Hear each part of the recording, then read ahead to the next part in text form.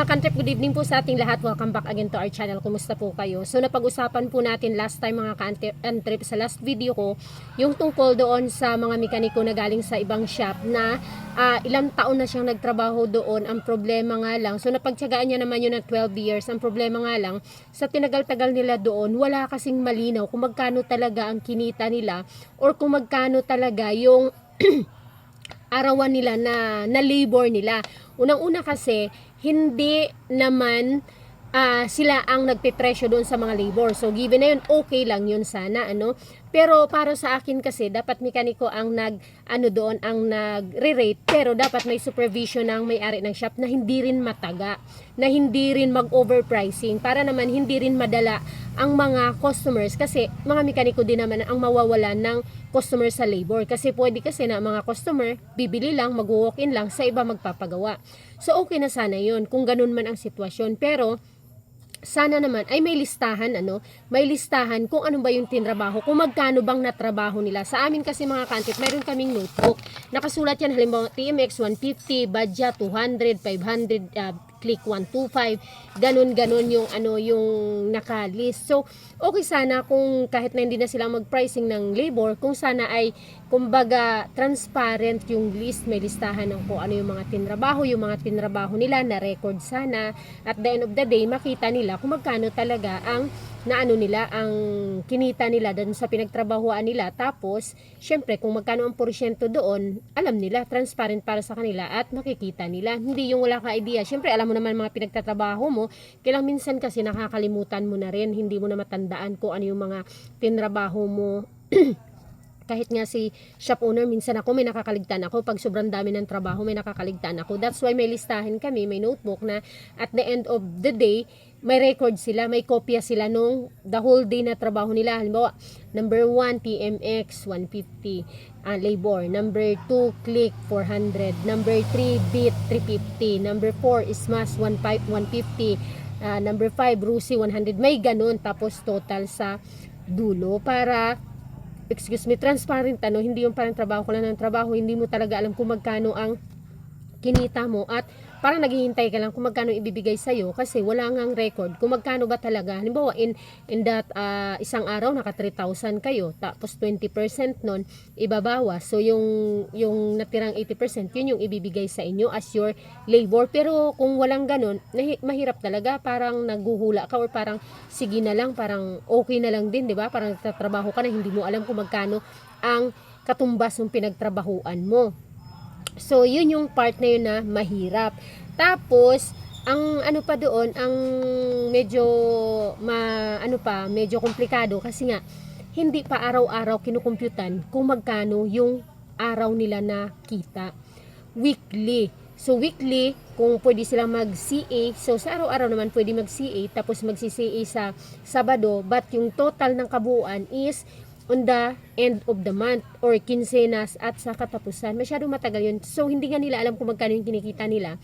Kaya ang nangyari, si ilang ng CA ang kinahinatnan na baon na pala sa utang sa kaka-CA. So, yun yung mahirap at masakit na part. Ngayon naman, doon sa ganong problema na inilapit sa atin ng may choice naman kayo na pwede nyo namang kausapin yung inyong pinagtatrabaho ang shop ng for transparency, hindi naman sa nagdududa or yung parang alam mo yun, kapanatagan lang ng isip na ay ito pala, kasi halimbawa ako alam ko magkano kinikita ng mekaniko namin kasi may record, may notebook, kaya sinasabi ko nga na hindi basta-basta ang kinikita ng mekaniko, malaki pa ang kinikita ng mekaniko sa mga daily earner or sa mga supervisor kung mga nasa provincial rate kayo. Kasi sila, halimbawa, isang araw may 3,000 silang natitake home. Ganun, 2,000 plus. Ganun yung mga tinitake home ng mga mekaniko. So, kaya kong patunayan sa mga mekaniko kung halimbawang wala silang ipon kasi ang daming bisyo. Sinasabi ko nga, yung isang buwan mo nga nung nakaraan, magkanong kinita mo, tapos wala ka ng pera. Kasi puro bisyo, puro gastos. Kasi nga umaasa na araw-araw may kinikita. Malaki naman ang kinikita araw-araw. So, yun yung yun yung advantage sa atin. At saka kung may question kasi ang mga mekaniko para sa atin na shop owner, meron tayong patunay kasi may record tayo. Mayroon tayong maiharap sa kanila for transparency. Sila din sa kapanatagan ng kalooban nila kung magkano ba talaga. Even halimbawa yung asawa nila magtanong, magkano palang take home, magkano palang kinita nyo ngayon, ganun. Di ba? Hindi naman siya nagdududa ka or whatsoever. Kasi nga ako, tuwing galing doon sa branch namin, ng partner ko, tinatanong, magkano na take home ni mekaniko doon? Kasi masaya ka kapag malaki ang na-take home nila. Kagaya nito, halimbawa sasabihin na, magkano na take home ng mekaniko mo doon? So, nakaraang araw, 1.2 plus. So, sa amin dito, ang mekaniko nung nakaraang araw, 2.6 plus. So, yun ba? Kumbaga, hindi naman sa pagdududa or kine-question mo, pero para sa kapanatagan at parang fulfillment mo na rin, ganito pala ang kinita ko, may kinita pala ako na na ganito nung ganyang buwan, ganyan ang kinita ko, pero saan napunta? Malaki naman palang kinikita ko, bakit wala akong napupundar? So, yun yung kagandahan nun for transparency sa part ng mechanic at sa part ng shop owner. At dahil nga sa ganung usapan mga ka-antrip, may isa din tayong ka-antrip na nagtanong kung paano ba ma-handle ang mga mekaniko, kasi yung mekaniko niya daw masyadong pala absent. So mga ka-antrip, naitanong ko nga sa ka-antrip natin, ano po ba ang sitwasyon ng shop or ng repair shop or ng iyong business. Kasi mga ka-antrip, sa totoo lang, kapag kasi mahina ang kita ng mekaniko sa shop, ay talagang palagi silang uma-absent kasi naghahanap sila ng sideline. So ang diskarte doon, kung baguhan pa lang po kayo at wala pang wala pang kinikita, halimbawa bago pa lang, pwede mo siyang bigyang pang gasolina, pero dapat makikita kasi sa isang attitude pa lang na mekaniko na okay kapag matyaga halimbawa baguhan pa lang kayo, dapat mapagtyagaan niya yung isang buwan na kumbaga wala masyadong customer pero nagtsatsaga siya, talagang pumapasok siya. Pero kung yung mekaniko okay naman ang kinikita, may customer naman tapos pala absent, ay mag-decide ka na po, palitan mo na, maghanap ka na ng bago. Kasi mga ka-antrip, napakahirap nung may mekaniko kang pala absent. Unang-una, sayang ang customer. Pangalawa doon mga ka-antrip, yung hindi ka consistent. Sayang yung mga magpapagawa. Tapos, masasayang yung oras ng mga customer na pupunta doon, maghihintay, tapos walang darating. Or hindi naman pala darating kasi absent siya. So talagang kailangan magdesisyon kung ganun mga ka-antrip. Kasi kung ganyan lang din na puro absent, edi maghanap na lang ng hindi pala absent.